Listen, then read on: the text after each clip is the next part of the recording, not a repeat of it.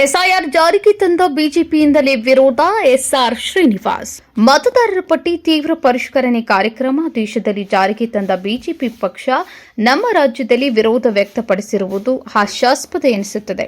ಎಲ್ಲಾ ಪಕ್ಷದಲ್ಲಿ ಬೂತ್ ಮಟ್ಟದ ಏಜೆಂಟ್ ನೇಮಕ ಮಾಡಿ ತರಬೇತಿ ನೀಡಿ ಪರಿಷ್ಕರಣೆ ನಡೆಸಿದ್ದರೂ ಇಲ್ಲಸಲ್ಲದ ಆರೋಪ ಮಾಡುವುದು ಸರಿಯಲ್ಲ ಎಂದು ಶಾಸಕ ಎಸ್ಆರ್ ಶ್ರೀನಿವಾಸ್ ಹೇಳಿದರು. ತಾಲೂಕಿನ ಕಸಬಾ ಹೋಬಳಿ ಪತ್ರಿ ಮತ್ತಿಘಟ್ಟ ಹಾಗೂ ಕರೇಕುರಿಹಟ್ಟಿ ಗ್ರಾಮದಲ್ಲಿ 1 ಕೋಟಿ ರೂಪಾಯಿಗಳ ಸಿಸಿ ರಸ್ತೆ ಮತ್ತು ಚರಂಡಿ ನಿರ್ಮಾಣಕ್ಕೆ ಗುದ್ದಲಿ ಪೂಜೆ ನೆರವೇರಿಸಿ ಮಾತನಾಡಿದ ಅವರು, ಈಗಾಗಲೇ ಮ್ಯಾಪಿಂಗ್ ಮೂಲಕ 98.07% ಮತದಾರರು ಅರ್ಹರು ಎನ್ನಲಾಗಿದೆ.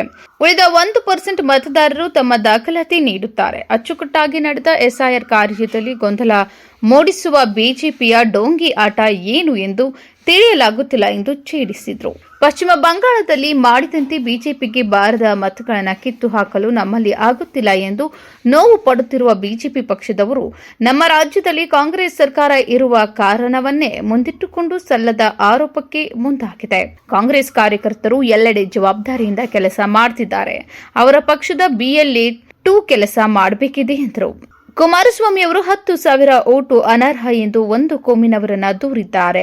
ಜೆಡಿಎಸ್ ಪಕ್ಷಕ್ಕೆ ಮತ ನೀಡುತ್ತಿದ್ದ ಮುಸ್ಲಿಂ ಬಾಂಧವರು ಈ ಮೊದಲು ಬೇಕಿತ್ತು, ಈಗ ಮತ ಹಾಕಲಿಲ್ಲ ಎಂದು ದೂರುವುದು ಸರಿಯಲ್ಲ ಎಂದ ಅವರು, ಶೀಘ್ರದಲ್ಲಿ ನಮ್ಮ ಸರ್ಕಾರ ಸ್ಥಳೀಯ ಚುನಾವಣೆ ನಡೆಸಲಿದೆ, ಮೀಸಲಾತಿ ಮಾತ್ರ ಬಾಕಿ ಇದೆ ಎಂದರು. ರಾಜ್ಯದಲ್ಲಿ ಮುಂಗಾರು ಮಳೆ ಕೈಕೊಟ್ಟಿದೆ, ಕೃಷಿಕರಿಗೆ ಈ ಮಳೆ ಬೇಕಿತ್ತು, ಕುಡಿಯುವ ನೀರಿನ ಸಮಸ್ಯೆ ಸಹ ತಲೆದೂರುತ್ತದೆ.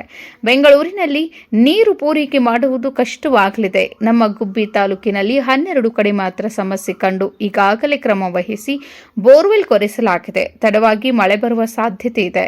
ನಮಗೆ ಹೇಮಾವತಿ ಡ್ಯಾಂ ತುಂಬಬೇಕಿದೆ, ಇಲ್ಲವಾದಲ್ಲಿ ಸಮಸ್ಯೆ ಆಗಲಿದೆ.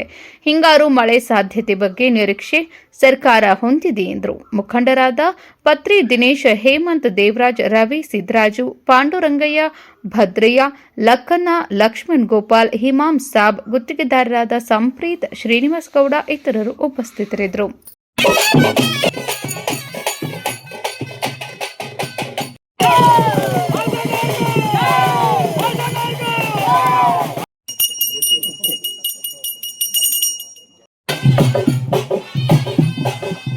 ಕಂಪ್ಲೀಟ್ ಮಾಡಲಿಕ್ಕೆ ಇವತ್ತು 2 ಊರಿಂದ ಸೇರಿ 1 ಕೋಟಿ ರೂಪಾಯಿ ಹಾಕಿದ್ದು.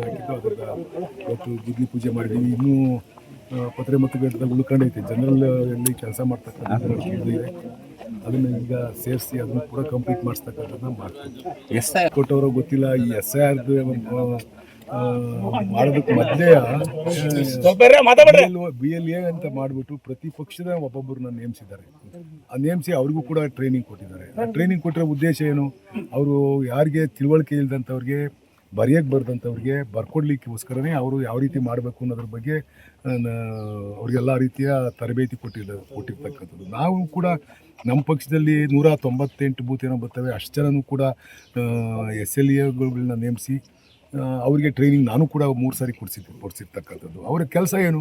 ಅವರೆಲ್ಲವೂ ಕೂತ್ಕೊಂಡು ಗೊತ್ತಿಲ್ಲದವ್ರು ಬರ್ಸ್ಕೊಂತಾರೆ. ಈಗ ನನಗೆ ಫಾರಮ್ ಒಂದು ಊರಿಗೆ ಬಂದರೆ ಈ ಊರಿಗೆ ಕೊಟ್ಟು ಅಂತಂದರೆ ಈ ಊರಾಗ ಎಲ್ಲರೂ ಸೇರ್ಕೊಂಡು ಒಂತವೇ ಬರೀತಾರೆ. ನನಗೆ ಗೊತ್ತಿರಲ್ಲ ಅಂತ ಇನ್ನೊಬ್ರು ಹೇಳ್ತಾರೆ, ಇನ್ನೊಬ್ರಿಗೆ ಗೊತ್ತಿರಲ್ಲ ಅಂತ ಮತ್ತೊಬ್ಬರಿಗೆ ಗೊತ್ತಿರೋದು ಇನ್ನೊಬ್ರಿಗೆ ಗೊತ್ತಿರಲ್ಲ. ಅದರಿಂದ ಎಲ್ಲ ಕೂತ್ಕೊಂಡು ನೋಡ್ಕೊಂಡು ಸರಿಯಾದ ರೀತಿಯಲ್ಲಿ ಅದನ್ನು ಫಿಲ್ ಮಾಡಬೇಕಾಗುತ್ತೆ, ಮಾಡ್ತಾರೆ. ಅದ್ರಾಗ ಏನು ಅಪರಾಧ ಏನೈತೆ ಅನ್ನೋದು ಗೊತ್ತಾಗ್ತಾ ಇಲ್ಲ.